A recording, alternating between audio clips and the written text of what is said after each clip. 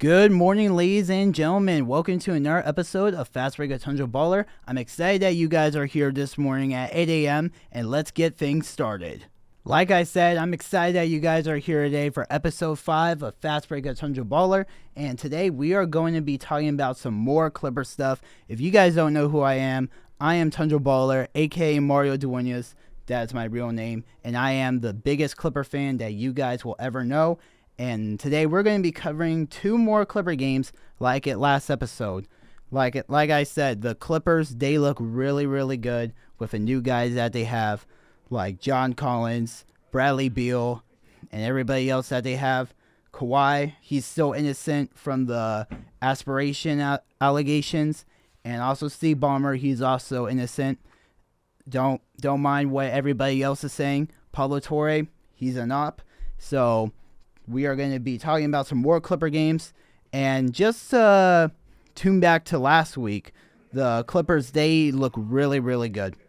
They played really good against the Guangzhou Long Lions. You know, it wasn't an NBA team, so it wasn't that big of competition compared to the Clippers' level of basketball.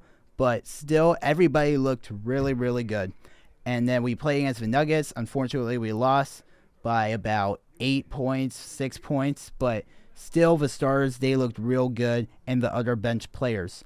So, last Wednesday, they played against the Sacramento Kings, and last Friday, they played against the Golden State Warriors. So, we're going to be talking about a little about both of those games, and also one of the special events that I went to at Intuit Dome last Friday.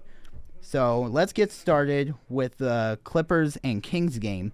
So, the starting 5 for the Clippers was James Harden, Kawhi Leonard, Ivica Zubac, Derrick Jones Jr., and Jordan Miller.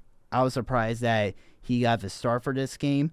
And by the way, there's no Bradley Beal still at this time because he was still rehabbing that knee injury that he had. And Bogdan Bogdanovic is also out still because of the back injury that he had at the Guangzhou Long Lions game. So, to start the game, the Clippers, they were struggling offensively. Within the first 7.5 minutes of the game, the starting 5 shot 4 for 14 from the field, which is 28%. Before Ty Lue sent in a new 5 for the starters, the Clippers were down 16-10. And it was just hard to watch, but let's get more into this. So, in those 10 points that we scored, Jordan Miller, he hit 2 free throws. Derrick Jones Jr. with a dunk and a layup. Ivica Zubac, like he always does, hitting that hook shot of his.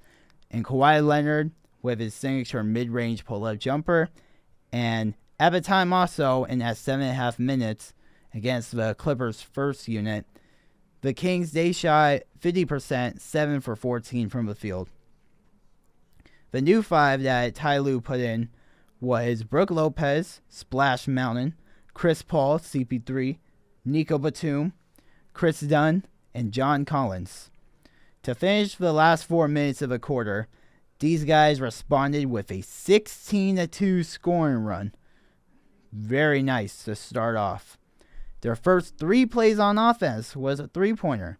2 from Brook Lopez, aka Splash Mountain, and 1 from Nico Batum. Splash Mountain, he hit another 3 a few minutes later for his 3rd 3-pointer of the game, and also in the quarter. Just like last game, he hit 3 3-pointers in the first quarter. This is the 2nd time that he ever did this, and it was just amazing. Like, Splash Mountain, like, can you believe that, man? Like, I never expected this from him, literally. So to move things on, we are going to talk about Chris Paul at the end of the quarter, and he hit a buzzer beater 3 in front of former Clipper legend Drew Eubanks. He played for the Clippers last year, but he is nowhere close to Brook Lopez based on Brook Lopez playing in the preseason. Drew Eubanks, he was a backup center for Ivica Zubac last year, and honestly, he wasn't really that good.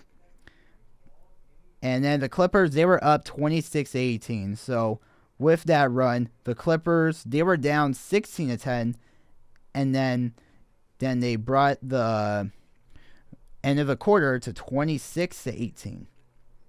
Just amazing. In the second quarter, the Clippers were on a roll. Brook Lopez hit his 4th three-pointer after a dime from Chris Paul. So already, early in the second quarter, he already had 4 made three-pointers. Just amazing. I wonder how many threes he's going to hit for the Clippers during the season. Like, there could be a game where he would just be on fire and he would just hit like 6 threes in one game. That could happen early. Just watch. And Chris Paul, he looked really good during the quarter also. He threw down a lob to John Collins for the jam.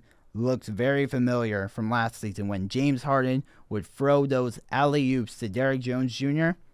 That would probably be one of the most electrifying plays last year. Like, you would see that and you would never see it coming. Literally.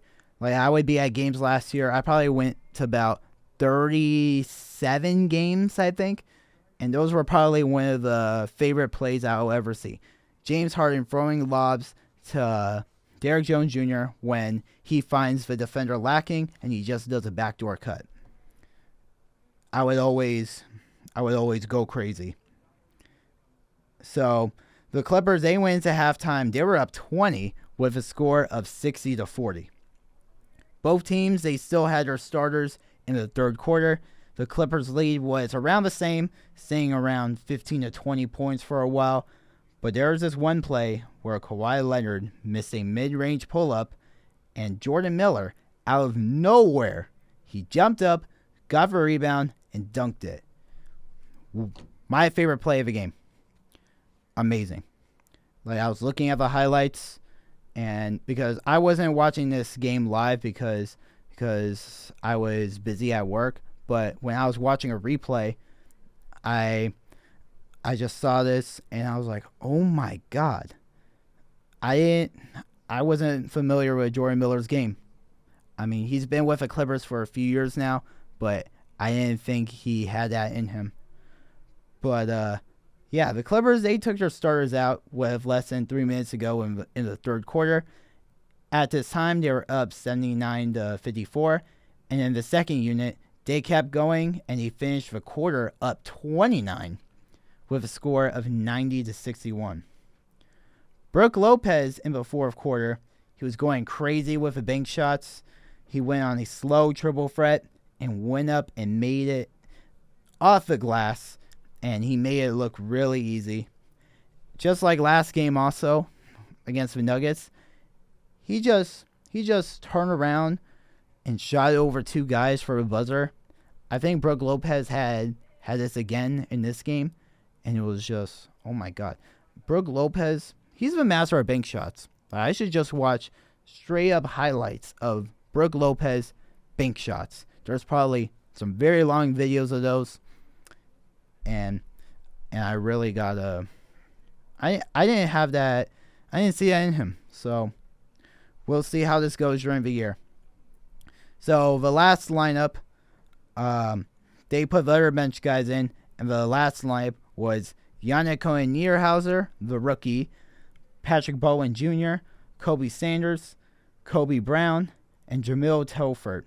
And the Clippers won with a score of 109-91, and still they won by a lot. They weren't up but like 29 from the last game, but they still won. So I'm going to tell you guys the stats here. So from the starters, Kawhi Leonard, he played 27 minutes, the most out of everybody for the Clippers. 5 of 13 shooting, 15 points, 2 rebounds, 2 assists. Derrick Jones Jr., 23 minutes, 12 points, and 1 rebound, 5 for 10 shooting. Ivica Zubac, 4 points, 8 rebounds, 4 assists. He was a little bit off, though, when I was watching him play, but he went 2 for 6. He's going to be better when the season comes around. And James Harden, 8 points, 3 rebounds, 3 assists, 4 for 10 shooting. Also played 23 minutes. Same for Derrick Jones and Ivica Zubac. Jordan Miller, he played 16 minutes. 7 points and 5 rebounds. And he had that put-back dunk. Nico Batum, 3 points, 3 rebounds. John Collins, he was the leading scorer. 24 points and 6 rebounds, 7 for 8 shooting. So he scored 24 points in 18 minutes. Topher, 0 points. Brook Lopez, 16 points. You see what I'm saying about Brook Lopez? He is one of the biggest standouts of the Clippers, for sure. 16 points, 4 for 5 shooting from downtown from Splash Mountain, 6 for 8 shooting. Yannick Cohen-Nierhauser, Yannick Panic, 2 points. Chris Paul, 8 points, 10 assists in 18 minutes. Chris Dunn, 4 points, 2 rebounds, 3 assists. Kobe Brown, 2 points, 3 rebounds. Patrick Baldwin, 2. Kobe Sanders, 2. And on the other side for the Kings, Dario Saric, 5 points. Domantas Sabonis, all-around numbers like he usually does. I have him in fantasy also for my fantasy basketball team. He was my first pick. 15 points, 14 rebounds, 5 assists. And DeMar DeRozan, also one of their stars for the team, 9 points, 3 rebounds, 2 assists. Zach LaVine, 13 points. Dennis Schroeder, 4 points. And also, the Kings, they picked up Westbrook recently. So this was last week, around a week ago from today. And it was pretty much the morning before this game that it was announced that Russell Westbrook signed a 1-year deal with the Sacramento Kings. And I was surprised that it was the Kings, honestly. Honestly, I was just hoping that Russell Westbrook would sign somewhere. But I'm excited for him, and he's going to be wearing number 18 for his 18th season, and excited to see what Russell Westbrook would do for the Kings this year. So we're going to be moving on to the other Clippers game. Clippers versus Warriors that happened 2 days later, last Friday. And before we get into that, I was invited to a special event at Intuit Dome last Friday too. So if you guys don't know already, I'm in this section in the wall at Intuit Dome called the Swell. So the wall, if you don't know already also, is pretty much a section for the most dedicated Clipper fans, and it is Clipper fans only. Pretty much you need to pretty much pass a test to make it into the wall. Pretty much it would be Chuck Marks certified. And that's a pretty good name also, honestly. Chuck is the name of our mascot, Chuck the Condor. And I don't remember the questions were, honestly, but I remember one of the questions was, what was Chuck's birthday? But you have to check for yourselves. And if you're Chuck Marks certified also, you get a discount to food and drinks and everything else. And the Swell is pretty much the heartbeat of the wall. It's pretty much a 13-row section, standing only, and you have to be loud. You have to do chants for the Clippers, pretty much do anything to support the Clippers, and you are right behind the basket on the opponent's side of the bench. So we're on the side of our opponents, and we would just pretty much trash talk to them. And yeah, and there were some times I talked to some NBA players too. If you don't remember from last episode, I talked to LeBron one time. Well, he didn't say anything to me, but he gave me a weird look. And I talked to Jose Alvarado. Also, Markelle Fultz. Let's see, Kristaps Porzingis. They noticed me in the Swell. So it's pretty memorable moments. And they would give us free stuff too for being, and this is for season tickets also. So I'm going to be going to a lot of Clipper games. So I went to about 37 last year, and I'm ready to run it back this year. I'm going to try to go to as many games as I can. And I'm really excited. Like, last team was special, but I think this team is going to be a lot more special. So let's go to the Warriors game. And so back to the event before the Warriors game started. So it was pretty much a Swell Kickoff event. And we were going to learn the new chants. And I'm excited for the new chants that we're going to do. And especially the free throw distractions. They're always the best. Like, you could just search up the wall free throw distractions on TV. But I think it's going to be a lot more crazier. Like opening night, the first regular season game last year, we made Kevin Durant miss 2 free throws. And the whole arena got Chick-fil-A. A free Chick-fil-A sandwich. It was just a really nice experience. And Kevin Durant and Devin Booker, they were talking about the wall and just how it works. It works too. Last year, the opponents had the lowest percentage of free throws at Into a Dome last year, with about 71%. So it is working. All of the credit goes to Steve Ballmer.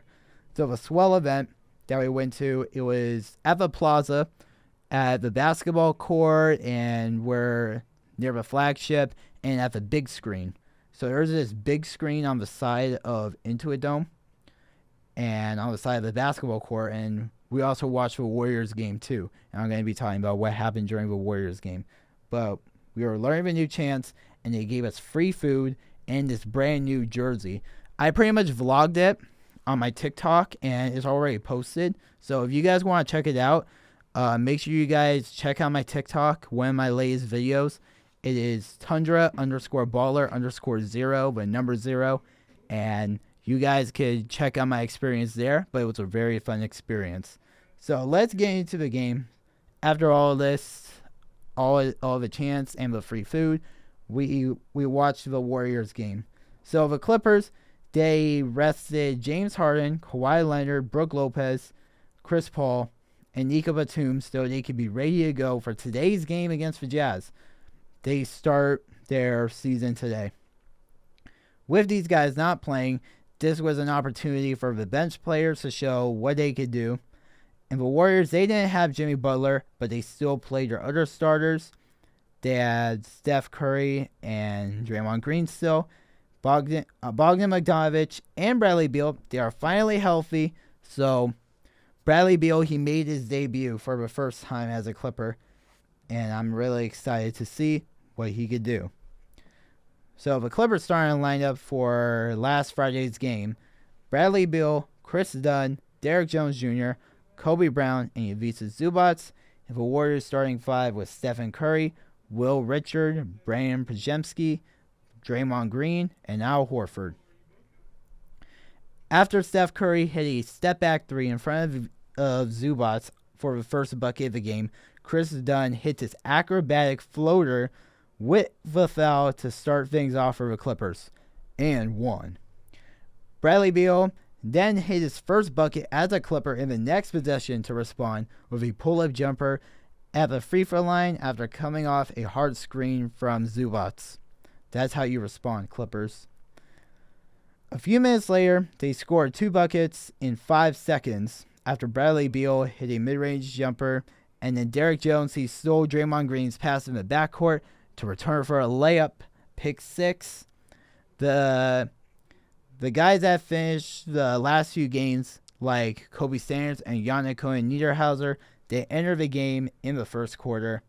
And Cohen-Niederhauser, he immediately made an impact by getting a putback and throwing a nice bounce pass to Jordan Miller for a layup after he cut back door. Kobe Sanders, he also made an immediate impact because he scored, guess how many points, in 37 seconds. 9 straight points in 37 seconds. He had 2 threes and an and one. Before the and one happened, John Collins had this amazing chase down block like LeBron in the 2016 NBA Finals. This amazing chase down block on Warriors Quinton Post. The Warriors, they were up, or no, not the Warriors, the Clippers, they were up 31-21 to finish the first quarter. Bradley Beal, in the second quarter, he was still on a roll, and he was getting buckets. He came off an off-ball screen from Zubac to get the ball from Bogdanovic for a tough floater in the paint, and got another bucket in the paint after cutting to the basket. The Warriors, they came back a little bit, and they were up 47-43 going to halftime. Although it was a low-scoring quarter, the Clippers, they were a little sloppy, honestly. And they were missing shots. They were turning over the ball a little bit. Ivica Zubac, he had some bad passes on the outlets. Like, there was this one time, I think he got steal or rebound, and he just threw the ball to the second or third row. But it's okay, guys. It's preseason, so there's more time that we can get it together. And now today, the Clippers season start. So hopefully the Clippers would clean things up. And going into the second half, besides Kobe Brown, none of the other Clipper stars played in the second half. So everybody else rested. So no more Bradley Beal. Zubac, Derek Jones, and Chris Dunn. So they were pretty much done for the night. The second half starters, besides Kobe Brown, was Yannick Koenierhauser. I like to call him Yannick Panic. Cam Christie, the brother of the Mavericks, Max Christie, Jason Preston, and Kobe Sanders. The Warriors, they were still playing their starters, so Curry and Draymond and now Horford, they were still playing. Don't ask me why. I have no idea why. But on paper, the Warriors, they should have dominated against this lineup, right? Because this is pretty much the ones playing against the bench players. Or how do you say it? The Warriors, like the varsity team, playing against, I don't know, the JV or the freshman team. You could compare it to that. But want to know what happened? It was the complete opposite. The Clippers, they competed and they maintained their lead still. So they were up 4 at halftime, right? So I would say this. On paper, probably the Warriors, they probably should have outscored them by at least 10 in the quarter. But nope, that did not happen. So Kobe Sanders, he played very good off-ball defense on Steph Curry. He is our second-round pick of this year's draft, along with Yannick Koenierhauser, who was the last pick of the first round. And Kobe Sanders, man, he impressed in the Summer League. And I'm excited to have him on the team. Although he's not going to play a lot during the regular season, but I'm excited to see what he could do. But there's this one play. Yannick Koenierhauser, he swatted Al Horford's shot like a volleyball. So I think he's playing the wrong sport here. But then he also swatted Gary Payton, the second shot, off the backboard later in that corner. And after a Cam Christie layup to beat the buzzer. So it was, who was it? I think it was Ty Washington or Jamil Telford throwing it to Cam Christie. The Clippers were up 85-74 after the third quarter. So one more quarter here to go. So they're up by 11. But the Warriors, they came back a little bit. And they were up. Or no, they were not up. They were down 1, and they might have tied the game. I don't remember. But they came back. But now it's time for clutch time. So here we go. 2 minutes into the fourth quarter, the Warriors scored 10 straight points, 10 unanswered, to bring the lead down to 1. Then Koenierhauser, he threw down a poster over Quinton Post. So I was on the way home while during the fourth quarter, but I was listening on the radio. Shout out to Carlo. And it was just like, I just remember that of the energy he had when Yannick Koenierhauser threw down that dunk. I was like, oh my god, I need to watch that. So I checked on Instagram later, and there it is. So the last minute was crazy, and in addition to that dunk, it also made Kawhi smile. You gotta do a lot to make Kawhi smile, man. And you know how Kawhi is. You know, the quiet guy, the fun guy, who gives the most amazing interview answers. So the last minute, absolute cinema. So with a minute ago, the Clippers were up with a score of 100-98. Sanders came off a screen from Cohen Niederhauser and finished the layup to bring the lead to 4.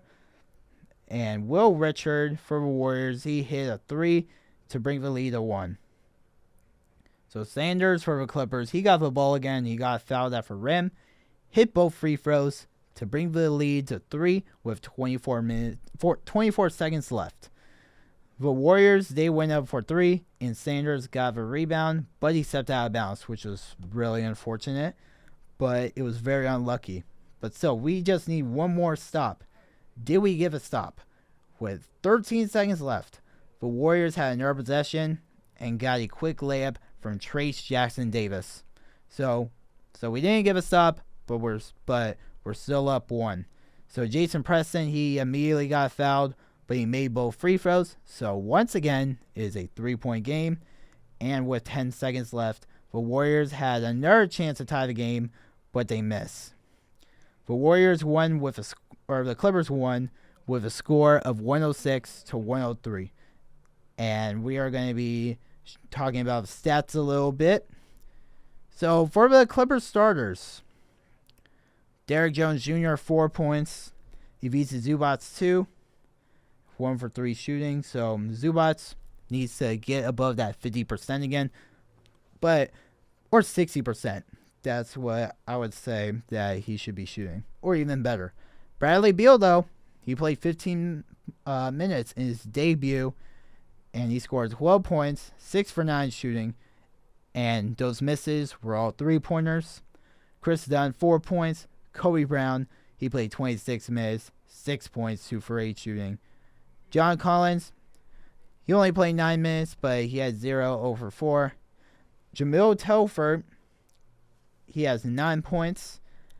Yannick Niederhauser, 26 minutes, 13 points, and 11 rebounds. A double-double in 26 minutes. Bogdan Bogdanovic in 14 minutes, 4 points. Jordan Miller, 7. Jason Preston with 6. Patrick Baldwin with 0. 0-5 shooting. Ty Washington, 2. Cam Christie with 12. And our leading scorer is the rookie, Kobe Sanders, with 25 points, 8 for 15 shooting. He was guarding Stephen Curry, and he played 37 minutes. What a great game from Kobe Sanders. And we're going to be talking about a little more about him in a bit. For the Warriors, Draymond Green with 9. Al Horford with 10. Steph Curry, he played the most minutes for the Warriors last Friday night. He scored 27 for 16 shooting, 4 for 8 from 3. Will Richard with 13. And Brandon Podziemski with 5. So at the start of training camp, the Clippers started with 21 guys to start off, but now the roster is cut down to 17. So the Clippers, they have 14 standard contracts, and the last 3, they're all in two-way deals. So pretty much a two-way deal is that they bounce from the regular NBA team and the G League, pretty much bounce back and forth, and they can only play 50 games in the regular NBA, and they cannot suit up for playoff games. So pretty much just a lot of reserves and backup guys in case of some guys go down with injuries. So the Clippers, they waived Jason Preston, Patrick Baldwin Jr., Trenton Flowers, who is one of the two-way contract guys, but now he signed a two-way contract with the Chicago Bulls. And the Clippers also waived Ty Washington. So now the two-way contract guys, they are Jordan Miller, Kobe Sanders, and Jamil Telford. So I'm going to be talking about the Clippers standouts for this preseason and just my thoughts about going to this season. So Kawhi Leonard was also one of my standouts, and he is finally healthy here for preseason, and now he is healthy going into the regular season, and we finally have him starting the season healthy. I'm excited to see what we could do. And Kawhi, I hope he plays at least a lot of games. All of them would be amazing, but if not all, at least most of them. And he just looks like Kawhi Leonard. I think he's one of the toughest players in the league when healthy. So the second standout of my 4, we have John Collins. Man, he is just a really efficient scorer, and about 50%. And whether he starts or not, I think that he's going to make a big impact. He could be the starter, he could not, but it might be Derrick Jones Jr. But I see pretty much a better skilled Derrick Jones Jr. Like Derrick Jones Jr., like he could shoot, he could finish, he could defend. But I think John Collins, he does a little more than that, like a better shooter, and knocks down more shots. But John Collins, I'm really excited to see him play for my Clippers. So Kobe Sanders, so he's a rookie, and although he is on a 2-way deal with the Clippers, we won't be able to see him a lot during the season, but I think he's going to play really good in the G League. He is, even in the Summer League, he was one of the best players on the Clippers Summer League team besides Jordan Miller. And he came from a low major Division I school also. Before playing at Nevada for his 5th year. So he played at Cal Poly Pomona, pretty much the same conference, the Big West, as Cal State Fullerton here. And Kobe Sanders, and he is just a bucket, man. So in his 4th year and senior year at Cal Poly Pomona, he averaged 19 points a game. And then he transferred to Nevada the next year for his 5th year, and he averaged 15 points. So transferring to a school with bigger opportunity and more competition.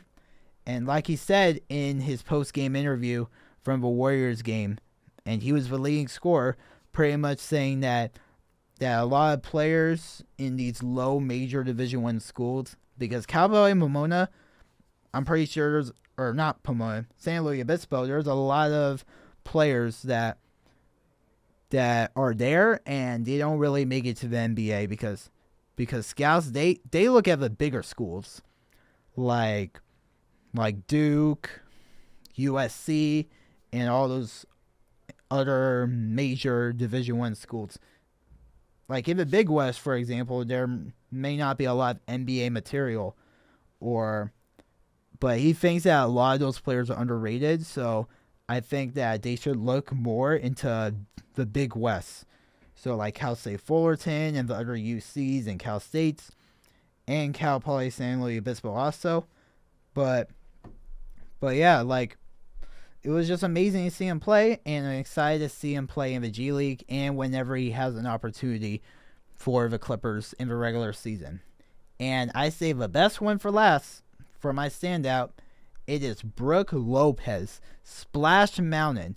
I think he was the most impressive out of everybody for the Clippers this preseason. Like I said earlier, there were 2 games where he hit 3 3-pointers in the opening quarter. The Nuggets game and the Kings game. He is just lethal, man. Like, the first few years in the league, he did not shoot at all, or barely. He only hit about 6 threes, but ever since, he has hit about 1,000-something threes. And just a knockdown shooter, man. That's why they call him Splash Mountain. And I don't know why his other brother, Robin Lopez, he didn't have a jump shot, but Brook Lopez, man, I'm just so excited for the Clippers, man. You guys don't know how excited I am. So today, the Clippers, they play at Utah at 6 o'clock, so you know that I'm going to be watching. And then they're going to be back home at the Dome, at Intuit Dome, on Friday to play against the Phoenix Suns at 7:30. And then they play the Blazers at the Dome again on Sunday at 6 o'clock. So since today is day 2 of the NBA season, so yesterday the Lakers played against the Warriors and the Rockets played against the Thunder. So I'm going to be talking about those games next week, and we are going to be talking about some of the key injuries to finish this off for this week's episode. Some of the key injuries going into this season. So we're going to start off with Jason Tatum from the Celtics.